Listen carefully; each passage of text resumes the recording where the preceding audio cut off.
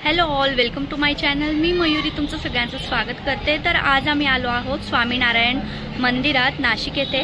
तर हा व्लॉग त्याबद्दलचाच आहे, तर शेवटपर्यंत नक्की बघा।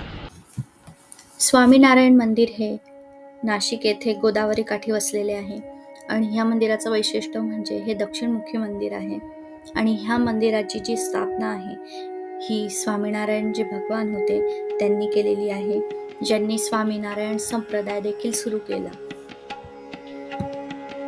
मंदिराच्या आवारात प्रवेश करतातच आपल्याला समोरच जो समुद्र मंथन झालं होतं त्याचा देखावा दिसतो, जो देवतांमध्ये आणि दैत्यांमध्ये झाला होता। आणि त्याच बाजूला आपल्याला भगवान शंकराची सुंदर अशी मूर्ती देखील दिसते। अतिशय सुंदर वातावरण या ठिकाणी असते। संध्याकाळच्या वेळी तर अतिशय सुंदर वातावरण इथे असते।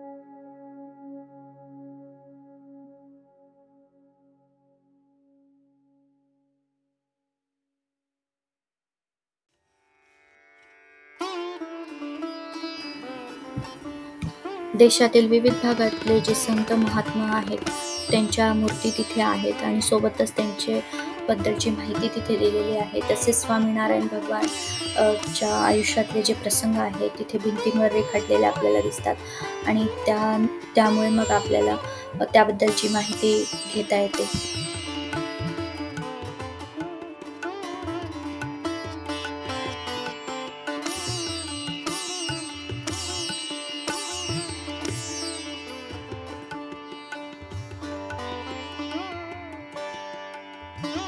स्वामीनारायण भगवानांनी समाजातील ज्या कुप्रथा आहेत त्या नष्ट करून सगळे एक समान आहेत याची भावना लोकांमध्ये निर्माण केली आणि त्यामुळे लोक त्यांना देवाचं रूप मानू लागले, विष्णूचा अवतार मानू लागले आणि त्यांची पूजा करू लागले।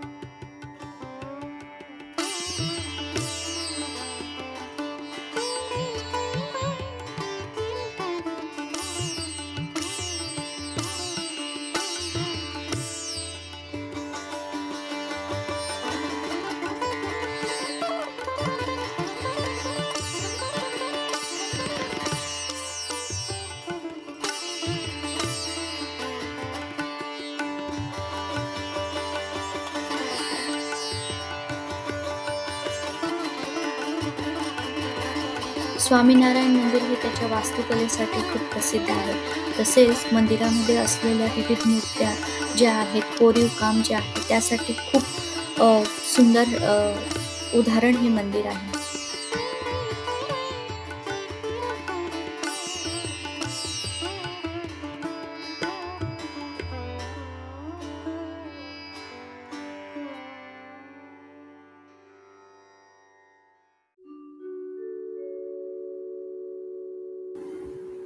मंदिराच्या बाहेरील ज्या भिंती आहेत त्यावर अतिशय सुंदर नक्षीकाम केलेले आहे आणि त्याचप्रमाणे देवी देवतांच्या मूर्ती देखील आहेत.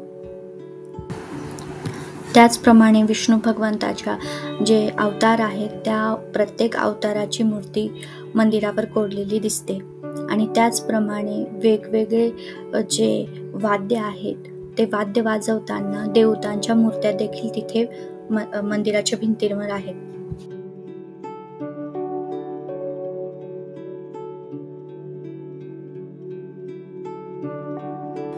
आणि महाराष्ट्रातील जे थोर संत होऊन गेले त्या प्रत्येक संतांच्या मूर्ती मंदिरात आहेत.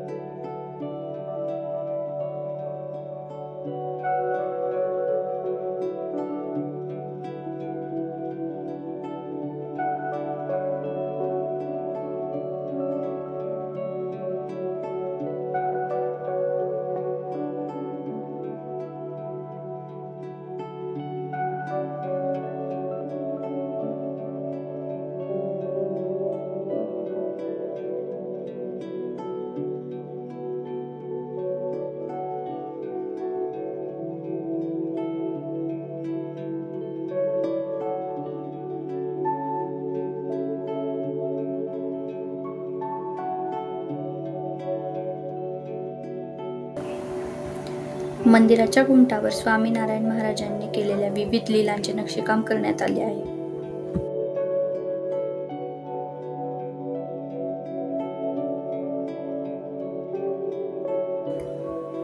ह्या मंदिराचे अजून एक वैशिष्ट्य म्हणजे मंदिराच्या प्रत्येक भिंतीवर, प्रत्येक खांबावर कुठल्या न कुठल्या पौराणिक ज्या कथा आहेत त्या कोरलेल्या आहेत.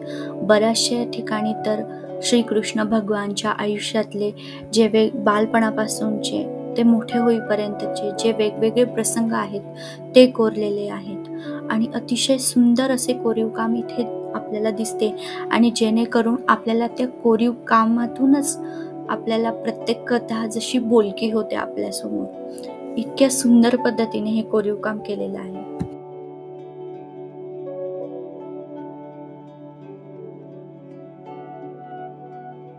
तसेच महाभारतातील जे प्रसंग होते ते देखील इथे कोरलेले दिसतात.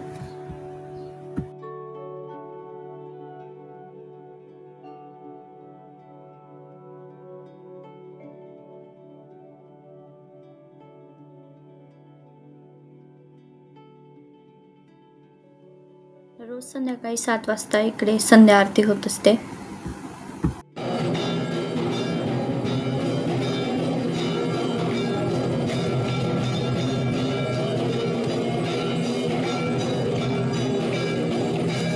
आम्ही